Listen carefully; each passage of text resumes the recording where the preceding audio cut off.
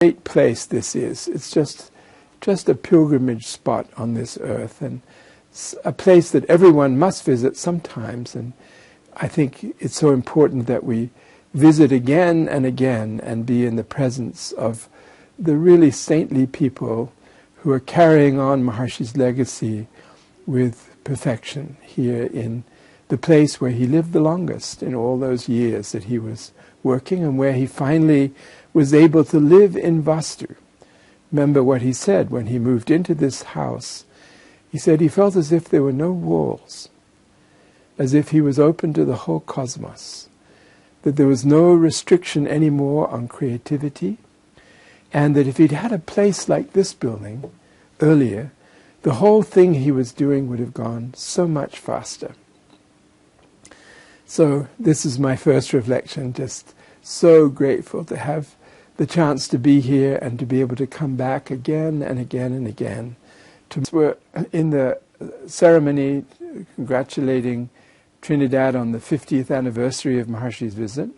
We're very rich, and particularly Mrs. Margaret Bolt from Jamaica, who is the principal of the Holy Trinity School there, gave the best lecture on consciousness-based education that I've ever heard, because she described how she had come to, and there's video of this now available, she had been sent to the worst school in the country, basically, where there was all absenteeism and no studying and violence and fighting and drugs and everything. And she described how she had tried everything. They brought in motivational speakers and they tried different kinds of training. Nothing had any effect. And finally she thought she would try transcendental meditation after a Jesuit priest recommended it to her. She asked the Archbishop there, a Catholic Archbishop, because it's a Catholic school, if he would support that. And he said, just go for it, just do it, Margaret. So she introduced it, and to her amazement, things happened that were just like a miracle. The worst student in the school became one of the school prefects. The 23 worst students were gathered in one class, taught transcendental meditation, and had a meditating teacher, and they went from the worst to above the best class in the whole school. Things like that. When you hear her describe it, and her own awe at what happened, it was very, very moving, very profoundly moving. So that was tremendous also. And from Trinidad, I went via Barbados to England for the inauguration of the Maharshi Peace Palace in Rendlesham, in the Maharshi Garden Village. Already there are 39 houses and 24 apartments in Maharshi Garden Village.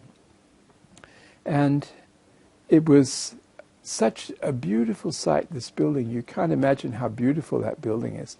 Everyone should go and do a course there. Already Rajapita just finished a lengthy course on total knowledge from Maharshi, one of the first courses in the building.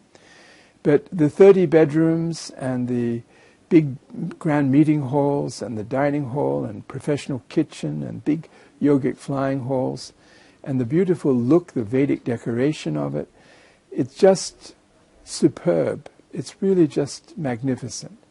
And Rajapita's leadership and the motivation of everyone there in the community to do everything and give every penny they had to build it was just inspirational. Rajapita, we all congratulate, and all his people there in the Maharshi Garden Village and beyond, who really made this amazing building, which I believe is about a £6 million building, rise up right next to all of the Vastu houses of the village, Maharshi Garden Village.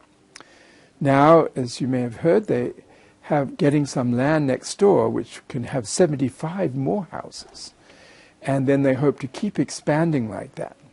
And they have been using all the different technologies to support.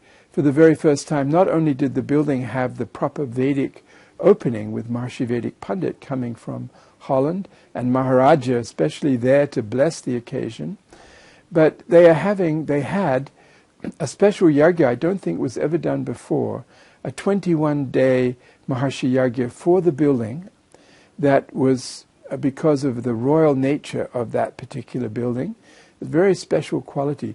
And this on the grounds of what was formerly a U.S. Air Force nuclear bomber base.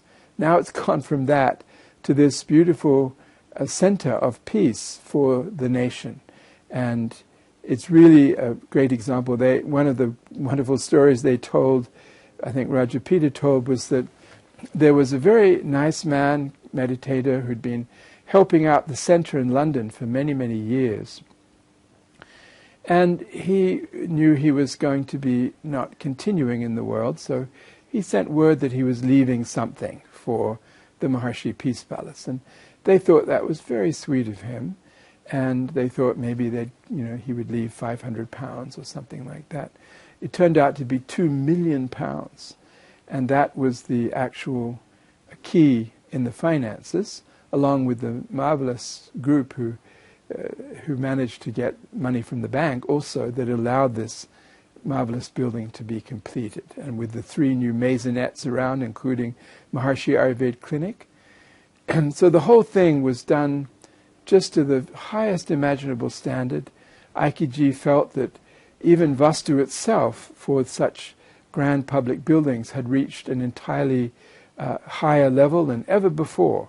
And I think Maharaja was very fulfilled to come and be part of that experience of the opening there of the new Maharshi Peace Palace in the Maharshi Garden Village in Rendlesham. So I enjoyed that enormously. That was so good. So glad to have been invited.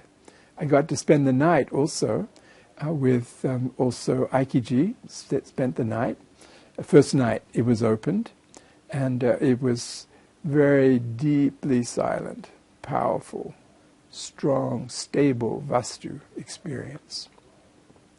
One of the examples of their amazing organizing power there in that group was that the first thing that has to be done is to boil the milk when you open the building according to the Vastu principles. In the kitchen, that's the first time the fire is turned on in the southeast corner of the building. And they did that, and only then could they start cooking the lunch for everybody. And in the next hour, they cooked lunch for 120 people and served it in the dining room. So there were so many phenomenal things like that were happening.